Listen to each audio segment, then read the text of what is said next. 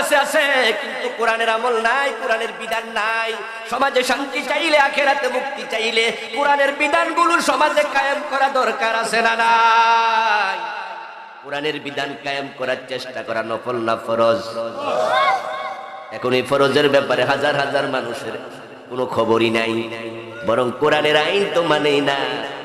আমরা যারা মানতে বলি আমাদেরকে সহ্য করে না, রাজাকার মৌলবাদী বলে গালি দেয়।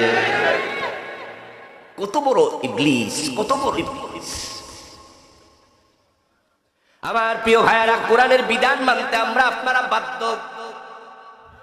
আল্লাহ পাক রব্বুল আলামিন কোরআন মাজিদে বলছেন, মা কানা লিমুমিনিন ওয়ালা মুমিনাতিন ইযা কাদাল্লাহু ওয়া রাসূলুহু আমরান আইয়াকুনা লাহুমুল খিয়ারাতু মিন আমরিহিম।